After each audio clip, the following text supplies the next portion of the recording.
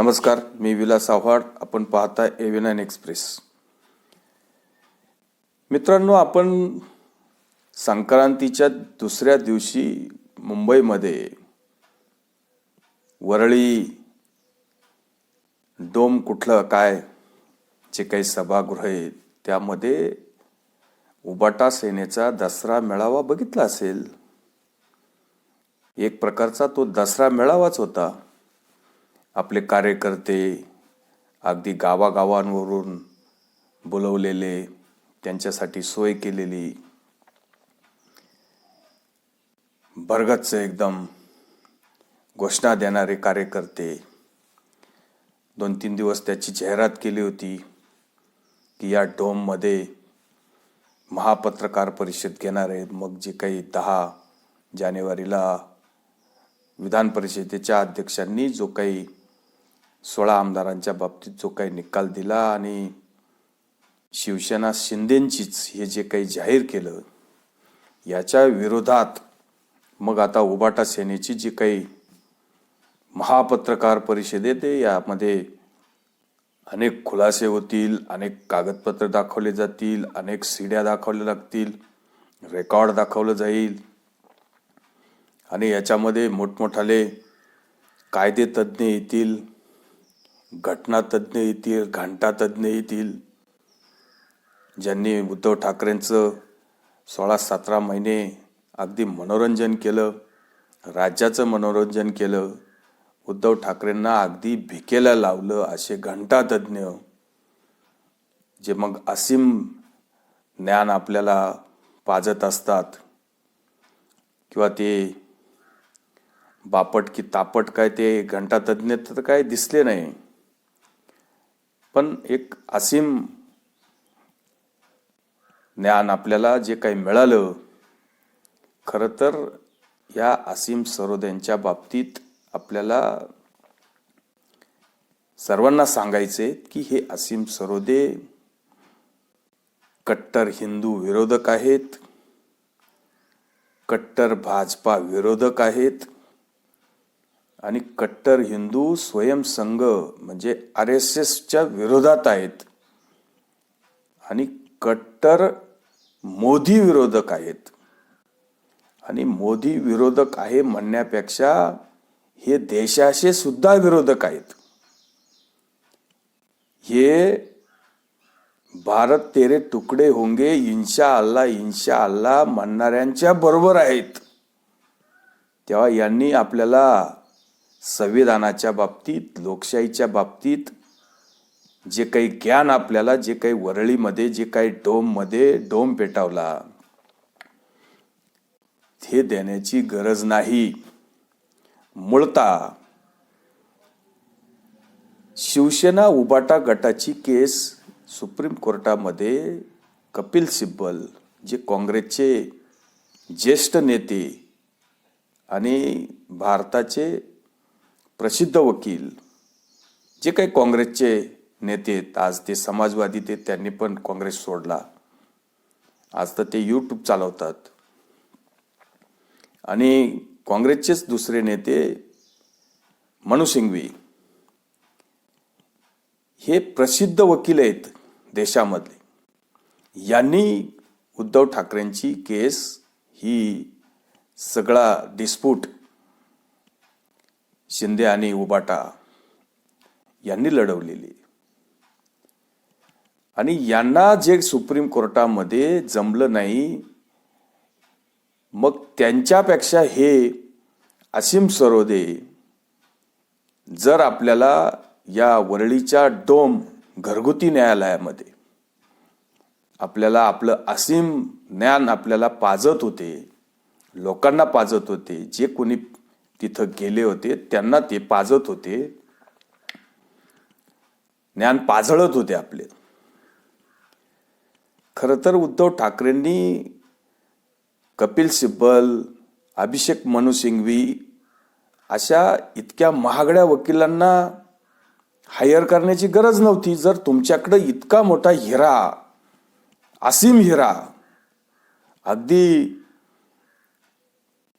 तास 2 तास तुम्हाला उपलब्ध होणारा, अगदी तुमचे पाय चाटणारा, उद्धव साहेब म्हणणारा, संजय राऊत साहेब म्हणणारा, अनिल परब साहेब म्हणणारा तुमच्या जवळ 24 तास उपलब्ध होऊ शकतो. तुम्हाला रोज कायद्याचं, रोज जसं छोट्या बाळाला आपण एखादं बोर्नव्हिटा वगैरे किंवा त्याला चमच्याने दूध पाजतो, तशा पद्धतीने हे असीम सरोदे तुमच्या मातोश्रीवर गडी म्हणून राहिले असते, अशी परिस्थिती यांची आहे. हे तुम्हाला कपिल सिब्बल किंवा मनु सिंघवींना ही वकिली किंवा ही केस द्यायची गरज नव्हती. असीम सरोदेकडे दिले असते तर रोज तुमचं मनोरंजनही झालं असतं, रोज तुम्हाला ज्ञानाचे ढोस सुद्धा मिळाले असते.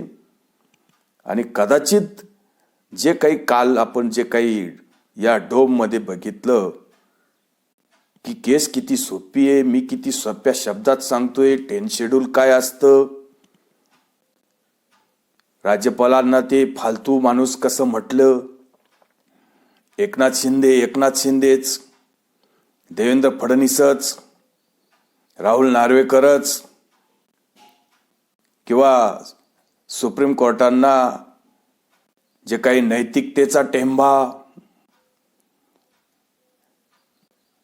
आणि उद्धव साहेब, फलाने साहेब, शिवसेनेचे सगळे छोटे मोठे कार्यकर्ते, आदित्य साहेब, हे सगळे या असीम सरोदेंच्या दृष्टीने साहेब, यांच्या दृष्टीने भारताचा पंतप्रधान यांना एकेरी भाषा, राज्याच्या मुख्यमंत्र्यांना एकेरी भाषा, राज्याच्या उपमुख्यमंत्र्यांना एकेरी भाषा, राज्याच्या विधानसभेच्या अध्यक्षांना एकेरी भाषा, माजी राज्यपालांसाठी फालतू माणूस, याच्यापेक्षा नालायक माणूस काय असू शकतो ही गोष्ट ह्या असीम सरोदेंनी दाखवून दिली. आणि याच्या इतकी घाणेरडी भाषा दुसरं कोणीच वापरू शकत नाही. मग यांना इतका यांच्या ज्ञानाचा आणि यांच्या इतक्या वकिलीचा जर इतका विश्वास होता तर यांनी सुप्रीम कोर्टामध्ये उद्धव ठाकरेंची, उबाटा गटाची ही जी बाजू आहे ती का मांडली नाही. तुम्हाला अजून एक गोष्ट सांगायची आहे की हे असीम सरोदे सुप्रीम कोर्टामध्ये ही केस चालू असताना तोंड घालायला मध्ये गेले होते. यांचा तिथं या केसमध्ये कुठलाही रोल नाही, पण हे तोंड घालायला सुप्रीम कोर्टामध्ये गेले होते तर सुप्रीम कोर्टाने यांना अपमानित करून हाकलून दिलेले. यांना सांगितलं तुमचा संबंध काय, तुम्ही हे उद्धव ठाकरेंचे किंवा या शिवसेनेचे वकील आहात का. हे मध्ये बोलायला गेले. यांनी सांगितलं नाही मी असं आर्ग्युमेंट करायचंय, मला ते तसं बोलायचंय, तुम्ही वकीलपत्र तुम्ही घ्या. आता इथं कपिल सिब्बल आहे, मनु सिंघवी आहेत. जर तुमचा ह्या केसशी काही संबंध नाही तर तुम्हाला इथं बोलण्याचा काही अधिकार नाही. तुमचं ज्ञान असेल ते तुम्ही कपिल सिब्बलांना सांगा, सिंघवींना सांगा, पण तुम्ही इथं आर्ग्युमेंट करू शकत नाही. यांना इथून हाकलून दिलेले. आणि आपण 17-18 महिन्यापासून असीम सरोदे, उल्हास बापट, हे विश्वंभर चौधरी, निखिल वागळे या घंटा तज्ञांचं ज्ञान, कायदे हे सगळं आपण ऐकून पार एकदम आपले कान पिकलेले. यांनी वेगळं काय सांगितलं. मग काहीतरी कागद दाखवायचे, काहीतरी हे दाखवायचं. याच्यापेक्षा असीम सरोदे वर्षभर 1.5 वर्ष काय बोलत होते, हे वेगळं काय सांगितलं त्यांनी. आणि मग उद्धव ठाकरेंचे बरोबर जे असलेले जे काही संजय राऊत, नेमकं काय तमाशा करायचा आहे. म्हणजे आपल्याच घरी न्यायालय उभं करायचं, आपलाच वकील, आपलाच न्यायाधीश, आपलाच प्रेक्षक वर्ग, आपणच निकाल लावायचा. आता ही संकल्पना, मग अशा प्रकारचं चिरफाड म्हणायची त्या गोष्टीला पुरावे लागतात, वस्तुनिष्ठ पुरावे लागतात. निवळ काहीतरी फालतू बोलायचं, वेगळे कागद दाखवायचे, त्याच्यावर निवडणूक आयोगाचे शिक्के दाखवायचे, मधला मथळा लोकांना वाचून दाखवायचा नाही. लोकांना फक्त ब्लॅकमेल करायचं, सहानुभूती लाटायची, मग याला गाडायचं, त्याला पाडायचं, त्याला तोडवायची भाषा करायची. नळावरचं भांडण आहे. अशा पद्धतीने उद्धव ठाकरे राज्यामध्ये वातावरण तयार करण्याची परिस्थिती निर्माण करतात. यातून उद्धव ठाकरेंना काय मिळणार आहेत? तुम्हाला जे काही करायचं होतं ते तुम्ही कोर्टात, जे काही करायचं होतं ते तुम्ही सुनवाईमध्ये, अशा पद्धतीनं जे काही या मूर्ख लोकांच्या नादी लागून अक्षरशः संजय राऊतांनी हा पक्ष संपवण्याची वेळ आणली. काय यामधून साध्य काय होणार? जी गोष्ट तुमच्या हातातून निघून गेली, ज्या गोष्टी तुम्हाला जिथं पाहिजे तिथं करायच्या होत्या तिथं तुम्हाला त्या करता आल्या नाही. आणि मग हे भारत विरोधी किंवा फक्त भारतीय जनता पार्टीला विरोध करणारे म्हणून, आम्ही म्हणत नाही भारतीय जनता पार्टीला विरोध करू नका म्हणून, मी म्हणत नाही नरेंद्र मोदींना विरोध करू नका म्हणून, पण यांनी फक्त नरेंद्र मोदींना विरोध करायचा चष्मा लावलेले लोक, हे देशविरोधी लोक नेहमी हिंदूंचा विरोध करत असतात, हिंदू धर्माचा विरोध करत असतात. आसिम सरोदेंनी आपल्या त्या भाषणामध्ये सांगितलं की तुम्हाला वाटत असेल तर हिंदू विरोधी जे काही उद्धव ठाकरेंची शिवसेना चालली तर सोडून द्या तुम्ही. जे काही सारखं पळून गेलेले आमदार, मग हिंदुत्वापासून शिवसेना चालली तर तुम्ही सोडून द्या.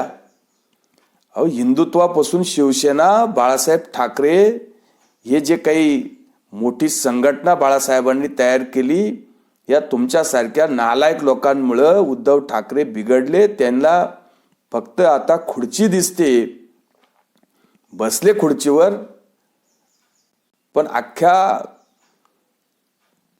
स्वर्गीय बाळासाहेब ठाकरेंच्या संघटनेचं वाटोळं करून टाकलं फक्त ह्या पुरोगामी नालायक लोकांमुळं. हे उद्धव ठाकरेंच्या कधी समजणार आहे? कधीच समजणार नाही. उद्धव ठाकरेंचं विषय आता संपलेला आहे. फक्त शिव्या, शाप, माझा बाप, माझा पक्ष, माझा मुलगा, माझं सगळं, माझं दुनिया, याच्यापेक्षा दुसरं काहीच बोलायचं नाही. फक्त शिव्या द्यायच्या आणि काहीतरी हातवारे करायचे, आणि कोणी काही सांगितलं का त्याच्यावर विश्वास ठेवायचा. गोपनीय गोष्टी गोपनीय ठेवल्या पाहिजे. काही गोष्टी जो काही रणनीतीचा भाग असतो, व्यूहरचना तयार करावं लागते. पक्ष संघटना रोज उठून काहीतरी बडबड बकबक करून अशा पद्धतीने निवडणुका जिंकता येत नाही. आता अरविंद सावंत मी बघितला काहीतरी बाईट देताना की ईव्हीएमचं मोठं भाजप असं करते तसं करते. लाज वाटायला पाहिजे अरविंद सावंतांना. 2014 आणि 2019ची निवडणूक आपण केवळ नरेंद्र मोदींच्या चेहऱ्यावर लढले, आणि ते बोलतात की भारतीय जनता पार्टी ईव्हीएम मशीनचा घोटाळा करते. नरेंद्र मोदी ईव्हीएम मशीनमध्ये घोटाळा करतात. खरं तर अरविंद सावंतांनी आपला राजीनामा द्यायला पाहिजे खासदारकीचा, आणि मग अशा पद्धतीने बोलायला पाहिजे. हे लोक फक्त वेगवेगळ्या प्रकारचं बोलून जे काही आपले गेलेलं जे काही वाटोळं झाले पक्षाचं, हे मिळवण्याचा प्रयत्न करतात. आता ते शक्य नाही. आणि तो जो काही सगळा मनोरंजनाचा प्रकार आपण बघितला डोममध्ये वरळीच्या, आता यांना त्याचे काय सहानुभूती काय नाही, पण अक्षरशः बालिश प्रकार आपण जो बघितला, अतिशय बोगस प्रकार. असीम ज्ञान यांचं, या नेमकं हे असीम सरोदे कुठल्या केस लढतात? कधी आपण बघितलं का यांचं नाव कुठल्या हायकोर्टात सर्वोच्च न्यायालयामध्ये? यांना कुत्रं कोणी विचारत नाही. हे सगळे केस हारतात आणि मग आता प्रसिद्धीसाठी उद्धव ठाकरेंची वेळ मागून घेतली आणि मग तो डोम बडावला. यातून त्यांना काही पोट भरायच्या काही केसेस वगैरे मिळाल्या तर मिळतील कदाचित. आणि उद्धव ठाकरेंचंही मनोरंजन झालं, राज्याचं मनोरंजन झालं. जनतेच्या न्यायालयात जा, जनता देईल ते देईल. लोकांना असं वाटलं असेल की उद्धव ठाकरेंवर अन्याय झाला तर लोक उद्धव ठाकरेंना मतं देतील. पण अशा प्रकारचं जे काही चिरफाड म्हणायची आणि आपलीच स्वतःची हसं करून घ्यायचं आणि आपलंच स्वतःचं ज्ञान आणि मग ते शिव्या श्राप देऊन लोकांचा दिवस खराब करायचं काम सुरू आहेत. असो, आपल्याला काही त्यामध्ये जास्त काही बोलायचं नाही. तुर्तच थांबतो. व्हिडिओ आवडला असेल तर लाईक करा, शेअर करा. धन्यवाद.